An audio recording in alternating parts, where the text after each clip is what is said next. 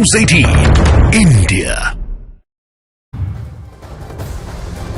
नमस्कार, मैं रीमा प्रसाद। इस वक्त की सबसे बड़ी खबर, पंजाब से लगने वाले शंभू बॉर्डर पर बड़ी संख्या में प्रदर्शनकारी इस वक्त भी जुटे हुए हैं। पहले से ही वो यहां पे थे, लेकिन एक बार फिर सिलसिला ये उसी तरीका है जैसा हमने सुबह में देखा। शंभू बॉर्डर पर मल्टी लेयर सुरक्षा घेरा बनाया गया है ताकि प्रदर्शनकारियों को आगे बढ़ने से रोका जा सके। इस वक्त की स्थिति और भी ज्यादा खराब होती जा रही है। प्रदर्शनकारी लगातार कोशिश कर रहे हैं कि वो दिल्ली कूच करें, लेकिन हरियाणा की पुलिस की कोशिश ये है कि किसी भी सूरत में वहां से आगे नहीं बढ़ने दिया जाए। कल जिस तरीके से तनातनी की सूरत बनी, उसके बाद एहतियातन कई कदम उठाए गए। हालांकि इस बीच कई ऐसे लोग हैं जिसमें किसान भी थे, पुलिसकर्मी, पत्रकार भी, सब जख्मी हुए क्योंकि आंसू गैस के गोली छोड़े गए।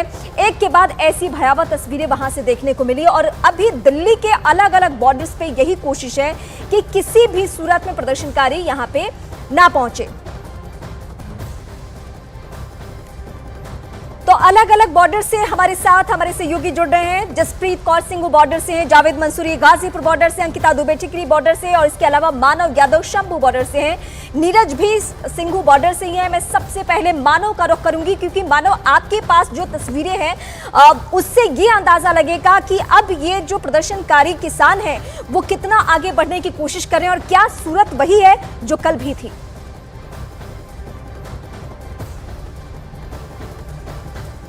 आज उससे कई गुना तादाद बढ़ चुकी है क्योंकि रात में और ट्रैक्टर ट्रेलियां यहां पर पहुंची हैं।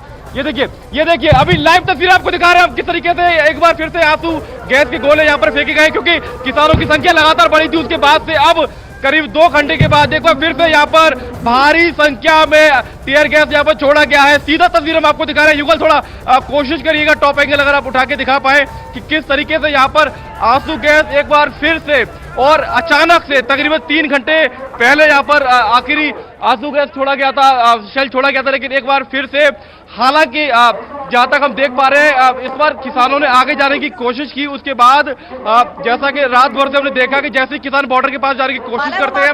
हरियाणा पुलिस हमारे साथ हमारी सहयोगी अंकिता दुबे भी जुड़ी हुई हैं, टिकरी बॉर्डर से जुड़ रही हैं, उनका रुख करते हैं। अंकिता, आप क्या तस्वीरें दिखाने जा रही हैं, किस तरह की हलचल वहां बनी हुई है?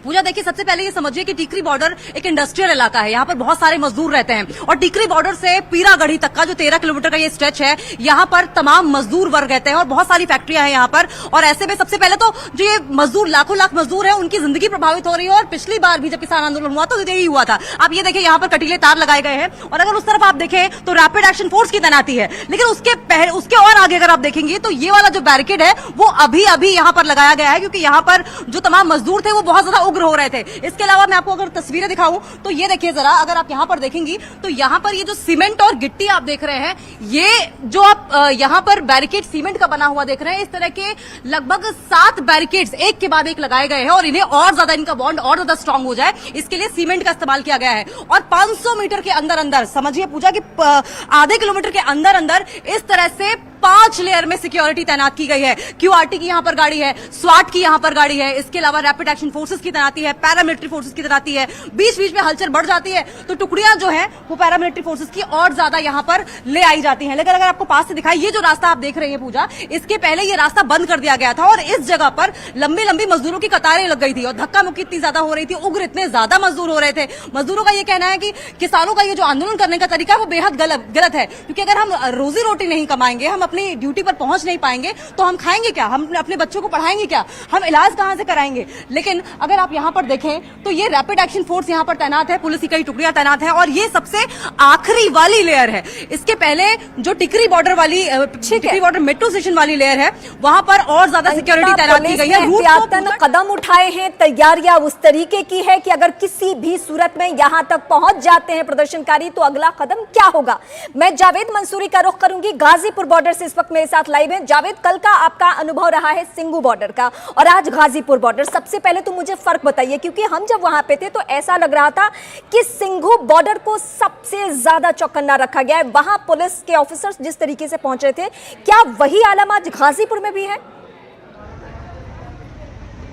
देखिए, बहुत बड़ा फर्क है। सिंघू बॉर्डर दिल्ली और हरियाणा को जोड़ता है। ये वो रूट था जिससे ही किसानों को आना प्रस्तावित है, लेकिन गाजीपुर बॉर्डर में वैसी स्थिति नहीं है। उसकी कई वजह हैं। एक तो ये कि अगर गाजीपुर बॉर्डर में जो किसान आएंगे वो पश्चिमी उत्तर प्रदेश के आएंगे, और पश्चिमी उत्तर प्रदेश में राकेश टिकैत नेतृत्व करते हैं किसानों का, जो कि अभी जो प्रोटेस्ट एसकेएम गैर राजनीतिक का चल रहा है वो उसका हिस्सा नहीं है। तो ऐसे में इस पॉइंट पर किसानों का पहुंचना मुश्किल है, लेकिन एहतियातन पुलिस ने बंदोबस्त यहाँ उसी तरह से किए हैं कि अगर यहाँ पर किसान पहुंचते हैं तो उनको रोका जा सके। आप तस्वीरों में देख सकते हैं किस तरह से जो बैरिकेड्स हैं उनको जोड़ा जा रहा है, फैब्रिकेटर्स यहाँ पर बुलाए गए हैं, वेल्डिंग की जा रही है। तो ये तैयारी अपनी पूरी तरह से यहाँ पर देखी जा सकती है। यहाँ पर अभी कटीले तार भी लगाए जाएंगे। ये दिल्ली मेरठ की एक्सप्रेस लेन है जिस पर हम मौजूद हैं, दोनों तरफ इसी तरह की तस्वीर है।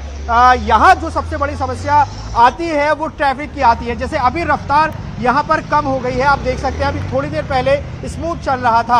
आज हालांकि कल के मुकाबले वैसी स्थिति नहीं है, कल बहुत ज़्यादा ट्रैफिक था, आज वैसी स्थिति नहीं है। बसंत पंचमी का भी दिन है, छुट्टी है आज, तो सड़कों पर वाहन बेहद कम है। तो ऐसे में इस पर आज असर नहीं दिख रहा है, लेकिन यहाँ सबसे ज्यादा। ठीक है जावेद, हम आपके पास लौटेंगे और अपने बाकी सहयोगियों का भी रुख करेंगे, उनके जरिए तस्वीरें दर्शकों तक पहुंचाएंगे। लेकिन इस बीच केंद्रीय मंत्री अनुराग ठाकुर ने किसानों के प्रदर्शन पर बयान दिया। उन्होंने कहा कि केंद्र सरकार हर स्तर पर किसानों के साथ बातचीत करने के लिए तैयार है।